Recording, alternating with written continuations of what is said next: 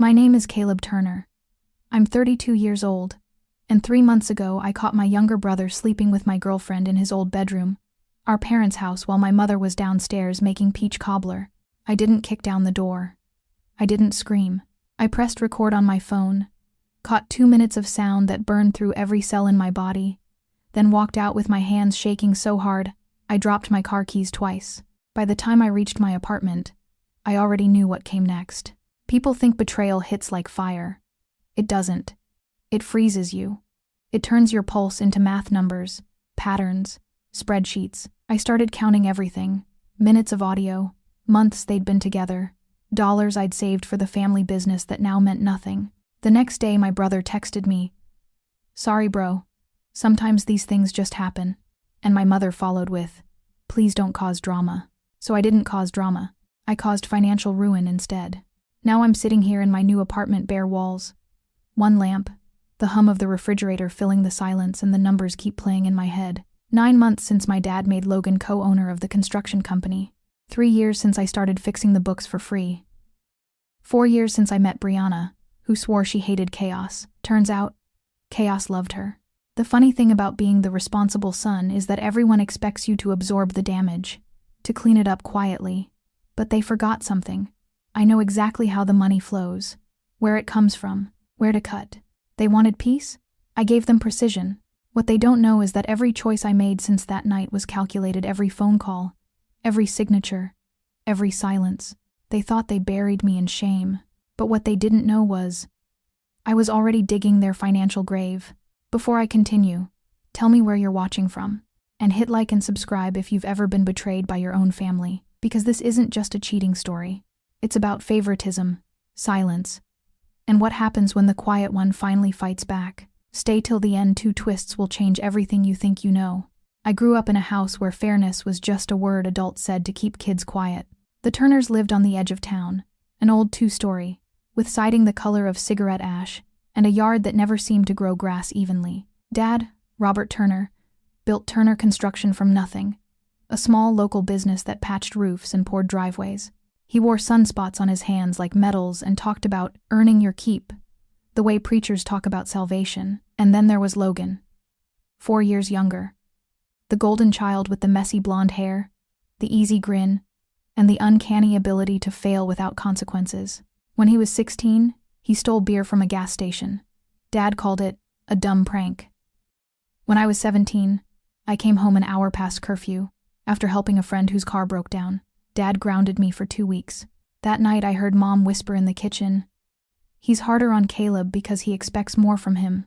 I remember sitting in the dark hallway, realizing expectations can feel a lot like punishment. By 26, I had worked my way through college, earned a finance degree, and was climbing the ladder at a logistics company.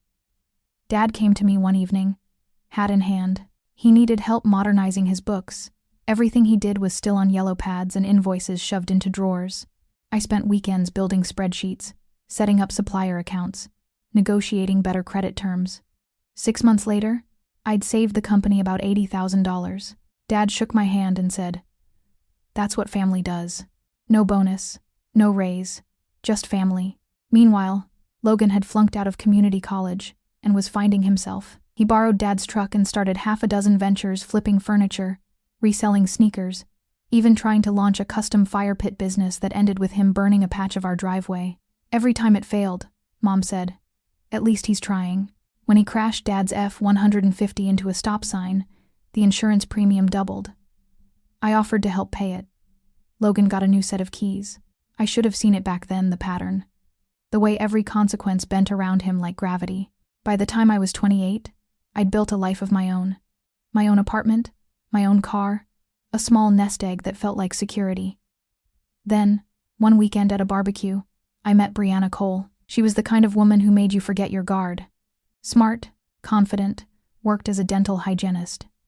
The first thing she said to me was, "You look like the type who double-checks receipts." I laughed because it was true. She said it wasn't an insult, it was endearing. We started dating seriously within 2 months.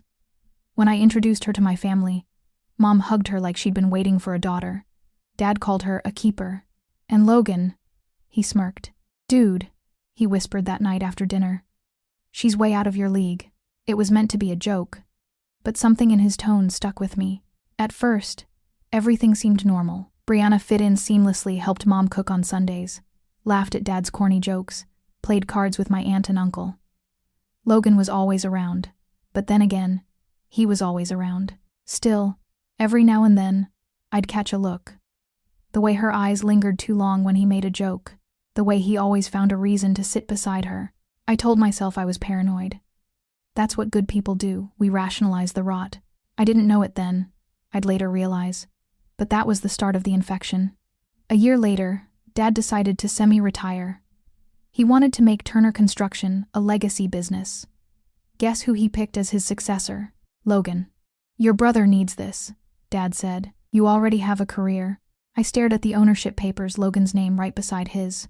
I'd been running the numbers for free for 3 years, but the title and salary went to the guy who couldn't balance his own checking account.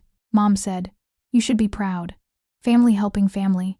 I smiled because arguing felt pointless. But something inside me cracked that day. Quiet and clean, like ice splitting underfoot. Work went on. I kept managing the finances because if I didn't, the company would collapse, and I couldn't stand to see my father's life work rot under my brother's carelessness. So I built more systems, handled payroll, even helped them land a big client, Reedstone Properties, thanks to my friendship with its CEO, Nathan Reed. Logan started showing up late to job sites, blaming suppliers, missing payments. I'd cover for him, send apology emails, smooth it over with Lila Bennett, our main lumber supplier, and Owen Patel, our electrical subcontractor. Brianna said I was too hard on Logan. "He's just figuring it out," she said once, hand on my arm. "Not everyone's like you." I should have known whose side she was really on. Still, I wanted to believe in the idea of family. That loyalty meant something, that all the quiet sacrifices eventually balanced the scales. Then came the holidays. Thanksgiving. Snow crusted the windshield of my car. We sat around the dinner table. Turkey, mashed potatoes, too sweet cranberry sauce. Logan told a story about saving the company from a supplier mistake. Everyone clapped. He glanced at me, winked. I laughed along. Pretended not to notice that the supplier mistake he fixed was the one I'd already solved behind the scenes 2 days earlier. That was our dynamic. He took the credit. I took the responsibility. But what I didn't know then was that Brianna had already crossed the line. The texts between them started that same winter. I found out later 3 years of messages. Jokes, late night you up, photos taken at job sites I'd scheduled. They started calling me Mr. Spreadsheet, behind my back. It's funny how betrayal doesn't arrive all at once. It trickles in, disguised as trust. If you'd asked me back then if I was happy, I would have said yes. I had stability. I had family. I had a plan. But somewhere under the surface, the numbers were already going red. And when something's bleeding slowly, you don't notice until it's too late. The summer before everything imploded, I remember the smell of sawdust clinging to my clothes. I'd spent all day fixing a spreadsheet that tracked material costs, numbers that never seemed to add up once Logan got involved. He kept rounding down labor hours to make bids look competitive. Dad called it thinking like an entrepreneur. That was the pattern. I did the cleanup, Logan got the praise, and Dad believed that confidence was competence. Mom would watch us argue and sigh. "Can't you two just get along? You're brothers." Yeah, brothers. Except one of us carried the weight while the other played with matches. When Brianna moved in with me, I thought I'd finally built something separate from all that. Our apartment smelled like coffee and lemon detergent. She'd hum while brushing her teeth, leave post-its on the fridge, buy milk, love you. On Sundays, she still went to family dinners even when I had to work late. I thought that meant she cared about them. About us. I didn't realize she was building a second relationship under the same roof. Back then, Jax, my best friend, was the only one who noticed the cracks. We'd sit at his bar, the fourth quarter, watching the Red Sox on the overhead TV, beer sweating on the counter. "Man," he said once, "you ever notice how your brother's always at your folks' place when Brianna's there?" I shrugged. "He's family." Jax raised an eyebrow. So was Kane. I laughed it off, but something twisted in my gut. Still, when you've spent your whole life being told not to make waves, suspicion feels like betrayal in itself. I didn't know it then. I'd think later. But that was the last night I'd ever defend him. 2 months later, Dad called a family meeting. The business was transitioning, he said. He wanted me to help with paperwork for the succession plan. The phrase sounded corporate, clean, harmless. But when I saw the documents, I realized what it meant. Logan was being added as co-owner. Equal stake, equal authority. My throat went dry. Dad, you're giving him half the company? He's stepping up, Dad said. You've got your own career, Caleb. You don't need this. Yeah, but I've been managing your finances for 3 years. That's different, he said, dismissive. You're good at numbers, not leadership. Leadership. That was the word that cut. Because in this family, leadership meant being loud enough, not right enough. Mom tried to soften it. Honey, you should be proud of your brother. You've always been the smart one. Let him have his turn. His turn. Like success was a toy we took turns breaking. I signed the witness line, my signature small and shaking. Dad clapped me on the back. That's my boy. Team player. That night, I stayed late in the office. The hum of the fluorescent lights was the only sound. I opened the company's accounting system, stared at the numbers I'd built, the systems I'd coded, the contracts I'd negotiated. For a moment, I considered deleting everything. Then I didn't. Not because of guilt, but because I still believed we could fix it. Faith is dangerous that way. It makes you protect what doesn't deserve protecting. The next year blurred. Logan took over day-to-day operations, charming clients with promises he couldn't keep. I quietly cleaned up after him. Brianna got closer to the family, helping Mom plan dinners, calling Dad sir, in that sweet tone that always melted him. And me? I just kept working. Long hours, late nights. I thought stability would earn me respect. But the truth was, the more reliable you are, the more invisible you become. Christmas that year hit harder than usual. Snow on the eaves, lights flickering, laughter echoing through the house. Logan handed Mom a necklace, and she teared up. Oh, sweetheart, you shouldn't have. Then Dad raised his glass. To Logan, our future. Everyone clinked glasses. Except me. Brianna touched my hand under the table. Don't be like that, she whispered. You're making a face. I smiled for the camera when Aunt Dorothy said, say cheese. But I felt something close off inside me. A door I'd never open again. 3 months later, I got a call from Nathan Reed, our biggest client at Reedstone Properties. He said, Caleb, your brother just submitted a bid 30% under the market. Is that a typo? I blinked. No, but it's definitely a mistake. Then you'd better fix it. Because if it's real, I can't trust those numbers. I hung up and called Logan. What the hell are you doing? Relax, man, he said, voice dripping smugness. Low bids win contracts. Yeah, and high costs kill profit, he laughed. Dad says we gotta be competitive. Dad also thinks Excel is black magic. That argument ended with him hanging up, and me cleaning up another mess. Later that night, Brianna came home late, said she'd been helping Mom with decorations. I wanted to believe her, but she smelled faintly of cologne that wasn't mine. Woodsy, sharp, the same brand Logan used. When I mentioned it, she rolled her eyes. You're imagining things. Maybe I was. But my gut knew better. A week later, I drove to the house on a Sunday to help Dad review invoices. Logan was supposedly at a job site. Brianna had told me she picked up an extra shift at the clinic. The house was quiet, too quiet. I climbed the stairs to the old bedrooms, papers in hand. Halfway up, I heard it. Laughter, muffled but unmistakable. Then her voice. His. I froze. There's a particular kind of silence that follows betrayal. It's not empty. It's vibrating. My pulse hit my ears. My hand shook as I pulled out my phone. I didn't even understand why I was recording, only that I needed proof that reality hadn't split in two. 2 minutes. That's how long I stood there, collecting the sound of my life falling apart. When I finally turned and walked down those stairs, I caught a glimpse of myself in the hallway mirror. My face looked calm, detached, like I was watching someone else's tragedy.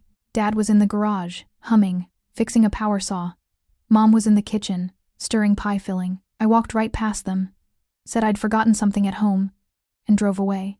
No one noticed the tremor in my hands. That night, Brianna came home humming. The audacity was almost impressive. While she showered, I opened her laptop. She didn't even bother with a password I couldn't guess. Inside were 3 years of messages, some flirty, some cruel. He's boring. He plans everything. Your brother's cute, but he's basically a robot. each word sliced deeper. The timestamps lined up perfectly with family dinners, work trips, weekends. She said she was visiting her sister. I copied everything: screenshots, emails, photo metadata, even calendar reminders they'd used as coded meeting points. Then I poured a drink and stared at the evidence spread across my monitor. That's when I felt it, the shift. The panic burned away, replaced by something colder, sharper. Calculation. I didn't confront her. Not yet. Not him. I smiled through dinner, went to work, acted like nothing was wrong. I built a file instead, organized, indexed, time-stamped. Because if there's one thing I learned growing up in that house, it's this. When people underestimate you, you can do your best work right in front of them, and they never see the storm until it hits.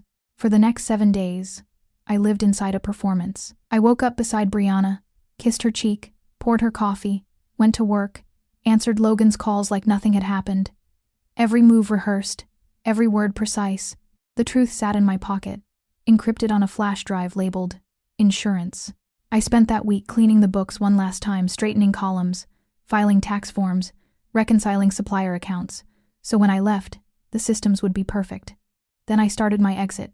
First, I met with Priya Shah, the freelance IT consultant who'd helped set up our backup systems. Priya, I said, I'm stepping away from the company. I need my credentials revoked from all shared drives. She frowned. You built most of them. I know, that's why I want it clean. No ghost access. She hesitated. Everything okay? Everything's about to be. By Friday, I had lined up 3 separate legal consultations. None of them about suing, just clarity. I wanted to know the boundaries, what counted as interference, what counted as fair competition. The lawyers called it due diligence. I called it arming myself. That weekend, Mom invited me to Sunday dinner. Please come, she said. You've been so quiet lately. Quiet. That's what they called it when I was planning. Sunday came heavy with humidity. Brianna wore her floral dress, the same one she wore the night we met, and pretended like she wasn't walking into an ambush. I almost admired the confidence. Dad was already at the head of the table. Logan poured himself a beer. Mom fussed over the mashed potatoes. Aunt Dorothy and Uncle Hank chatted about summer plans. It was perfect. Too perfect. When we finished eating, I cleared my throat. I've got something to share. Everyone turned. I lifted my laptop onto the table. Brianna and I are breaking up, I said. Forks froze. Mom gasped. Logan's eyes darted to Brianna's, then to me. Oh, honey, Mom started. What happened? Well, I said, scrolling. Apparently, I wasn't spontaneous enough. I hit play. 2 minutes of muffled laughter and breath filled the room like a bomb. Mom's hand went to her chest. Dad's mouth opened, but no sound came. Aunt Dorothy whispered, Oh my God.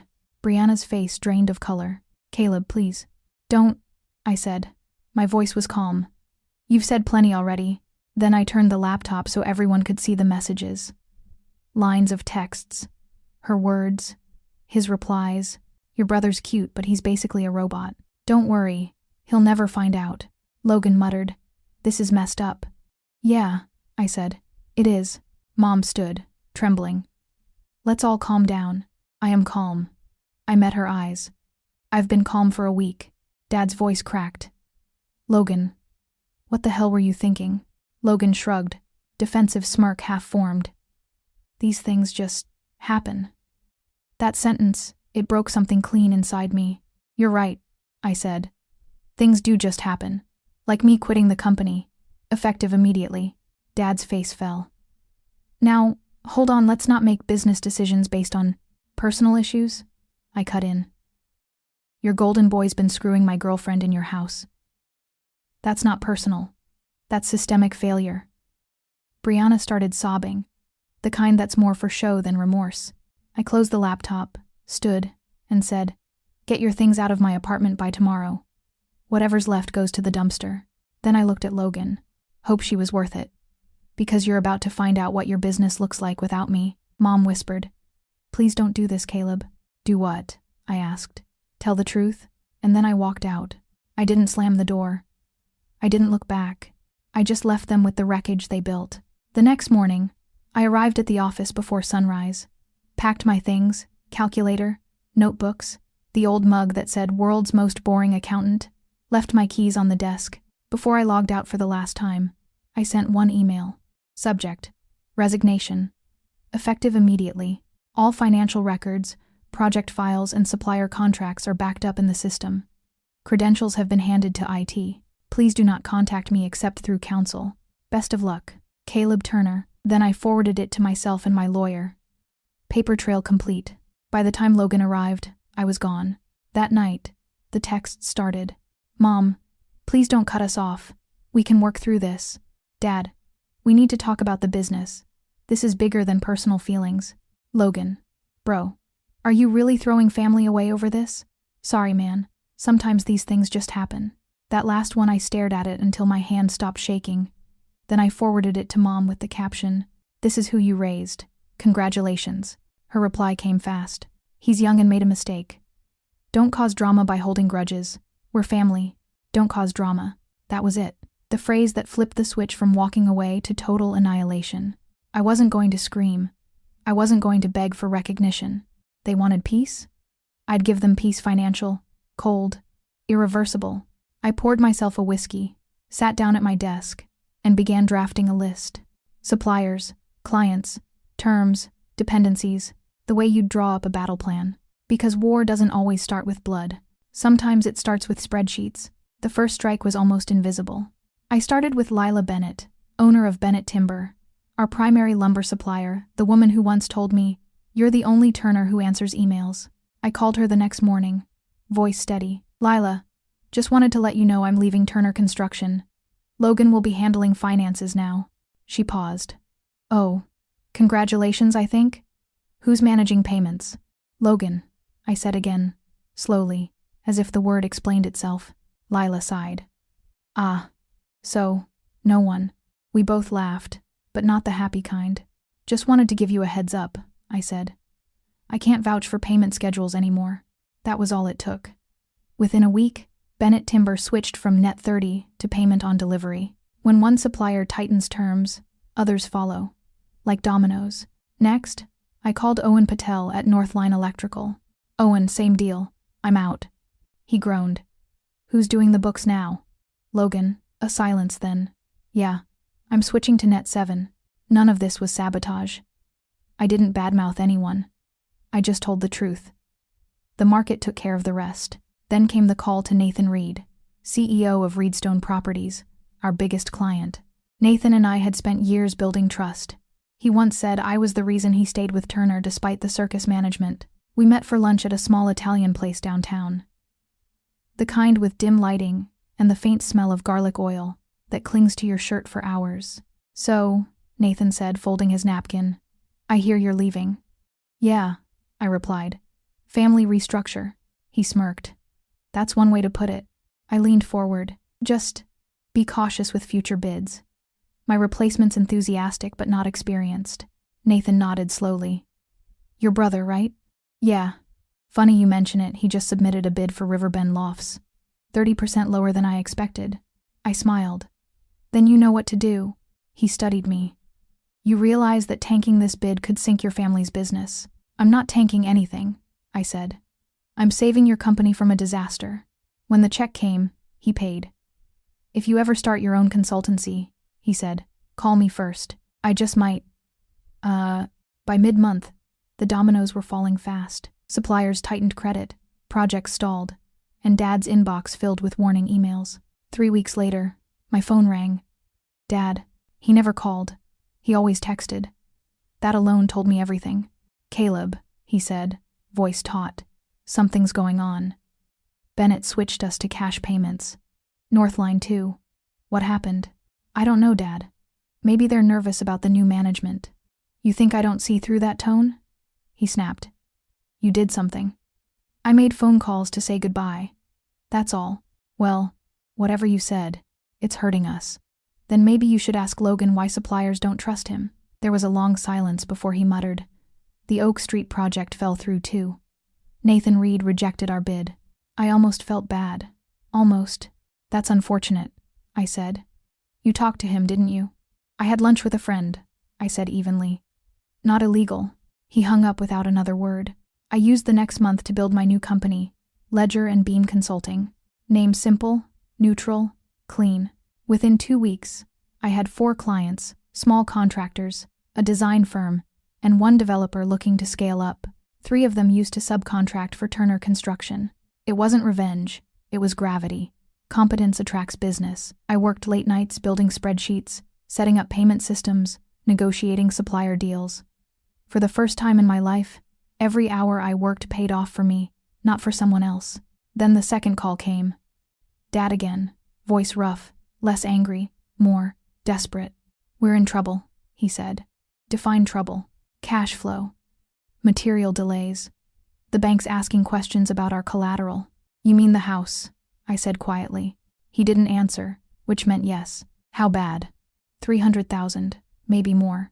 "You've been operating at a loss for how long?" "Almost a year. So even before I left, the bleeding had started. My exit just removed the bandage." "Is Logan still drawing a full salary?" I asked. "He's the managing partner. He has to be paid." "Right," I said. "For managing the collapse." He exhaled hard. "Don't start, Caleb. I need your help." "I'll consult," I said. $200 an hour, 20 hours a week, payment on receipt, and I set the conditions. "That's ridiculous," he barked. "Your family."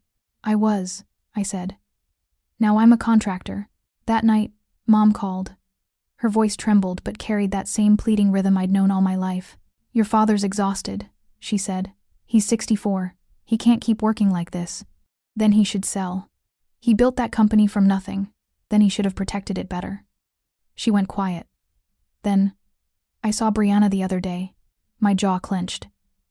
"Congratulations." She said she's in therapy. She wants to apologize. "I'm not interested in her redemption arc." "Please," Mom said softly. "Family forgives. Family doesn't sleep with your girlfriend and forge your signature." "What?" There it was. She didn't know about that part yet.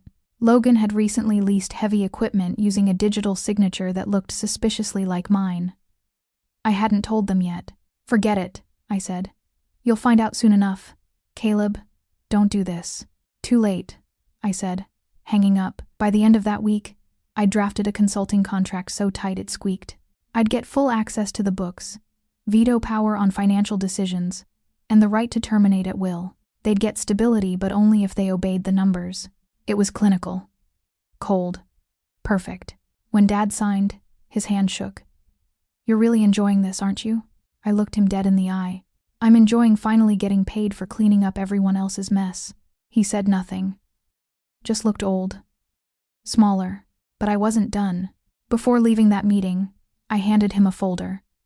Inside was a report detailing every error since I left: duplicate payments, unbilled invoices, payroll penalties, and one more document. The equipment lease Logan had signed using my e-signature.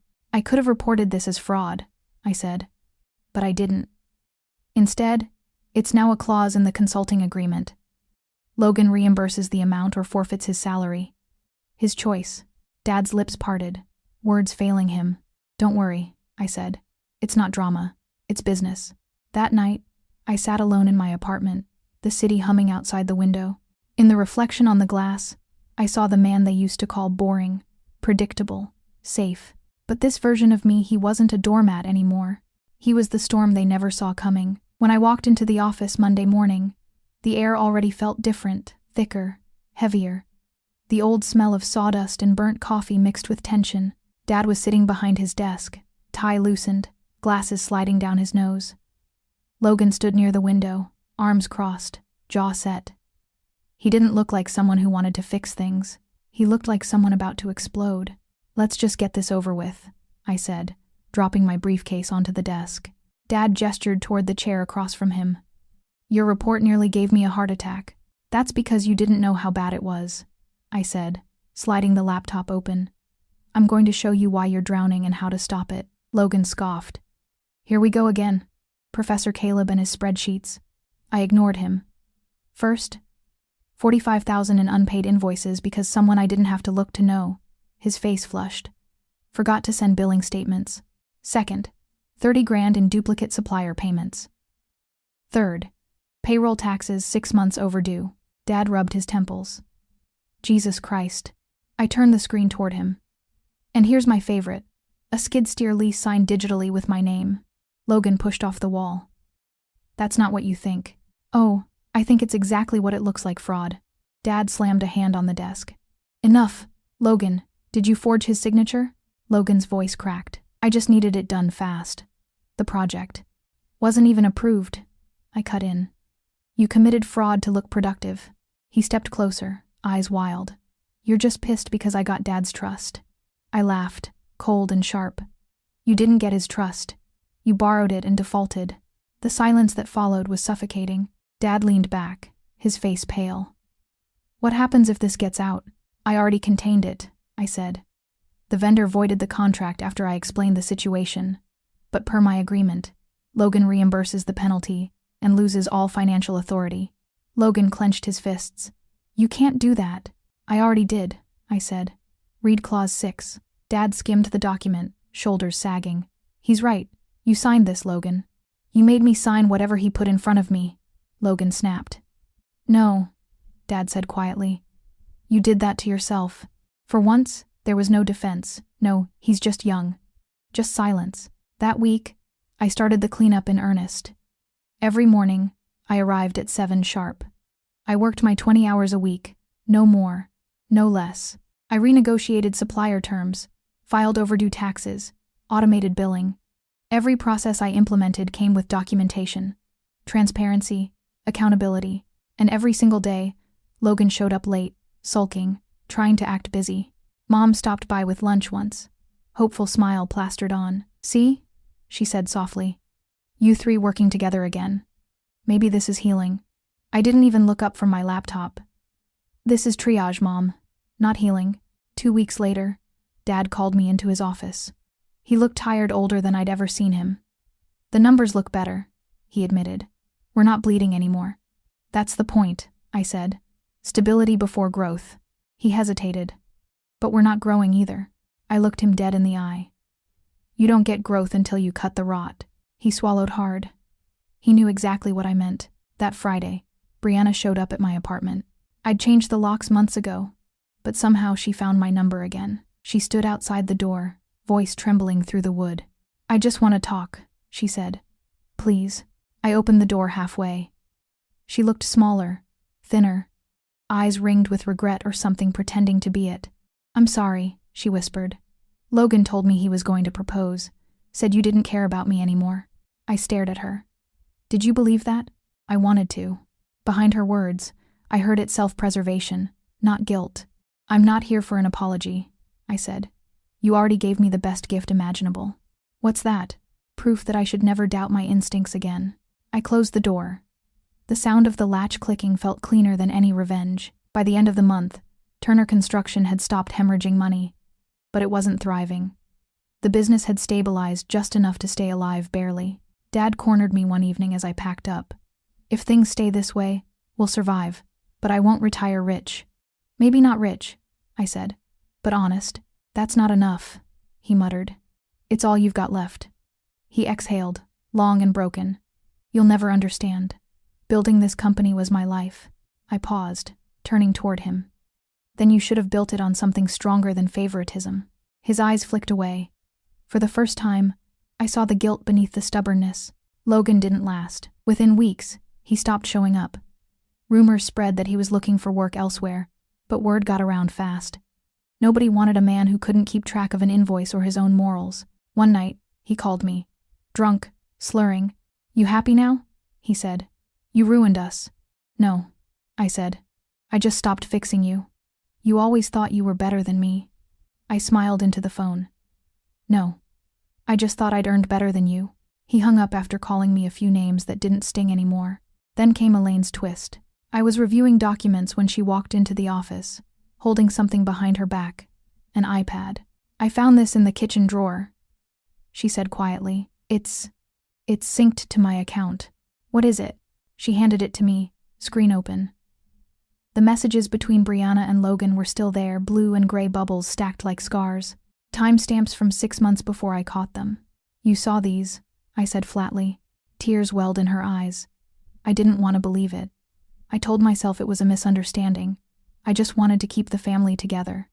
By ignoring the truth? She nodded. I thought I was protecting everyone. I stared at her. pulse steady. You protected him. You protected her. You didn't protect me. She reached for my hand. Please, Caleb, don't let this destroy us. I pulled my hand back. It already did. She left without another word, the sound of her heels echoing down the hall like a metronome to everything unsaid. By spring, I'd prepared the company for sale. The buyers' Keystone Build Group were clear. They'd only proceed if the books were clean and the operations documented, which was perfect, because that's exactly what I'd built. I drafted the final transfer papers, handed Dad the summary sheet, and watched as he signed away the company he'd once said would be our legacy. The sale price, $780,000. After paying off debts, they'd walk away with around $420,000, enough for a modest condo and a quiet retirement. When the buyers left, Dad lingered. He reached into his drawer and pulled out the watch, the old analog piece that used to belong to Grandpa. I always meant to give this to Logan, he said softly. He needed a reminder of responsibility. I stared at the watch for a long time. Then I pushed it back toward him. Keep it, I said. I'm done with reminders. As I walked out, the clock on the wall ticked once loud. Final, like a gavel. The storm was over, but the silence it left behind was mine. The day Turner Construction officially changed hands, I didn't feel triumphant. I felt clean. The office that used to hum with chaos was now silent. Computers unplugged, desks cleared, calendars wiped. I left one thing behind on purpose. The systems manual I'd written. My name wasn't on the cover, but every page was me. The new owner, Keystone Build Group, shook my hand. You did good work, he said. Can't imagine how anyone let it get that bad. I smiled faintly. It's easy when no one's watching. When he left, I sat alone in the conference room. Afternoon light spilled across the table, landing on the one item Dad had left behind, the watch again. He'd slipped it there after the signing. I could almost hear him saying, "You're the responsible one, son. You'll know what to do with it." But I didn't take it. I stood, left it ticking softly on the wood. The sound was steady, patient like time itself, refusing to pity anyone. Outside, the air smelled like spring and wet asphalt. I walked past the empty loading yard, past the sign that still read Turner Construction, knowing it would be replaced within the week. In my pocket, my phone buzzed. A text from Brianna. I know you probably hate me. I've been in therapy. Logan told me he was going to marry me, give me part of the company. None of it was true. I just wanted you to know. I'm sorry. I read it twice. Then I deleted it. 10 minutes later, another buzz, Logan. Hope you're happy. You destroyed our family. I typed back one sentence. No. I just stopped saving it, and that was the last message I ever sent him. 3 months later, word got around. Dad and Mom sold the house, downsized to a condo near the lake. Logan couldn't keep a job, too many burned bridges. Rumor said they were helping him with rent again. Some lessons die hard. Meanwhile, Ledger and Beam Consulting took off. My roster doubled. I was earning triple what I made before, working half the hours. I even started seeing someone new, Avery Grant, a project manager at one of my client firms. Smart, steady, no games. Sometimes, when we're out to dinner, she'll tease me for checking my watch too much. I tell her I don't even own one anymore. Because when you stop living for other people's time, you finally start living your own. If you've ever been the quiet one, the fixer, the peacekeeper, the one everyone leans on until you break, then you already know how this story feels. Family is supposed to protect you, not use you as their safety net. So if someone ever tells you don't cause drama, remember sometimes walking away isn't drama, it's self-respect. I built my own peace, one spreadsheet, one boundary at a time, and honestly, I sleep better than I ever did under their roof. If you've ever felt like the outsider in your own family, subscribe. This story isn't over.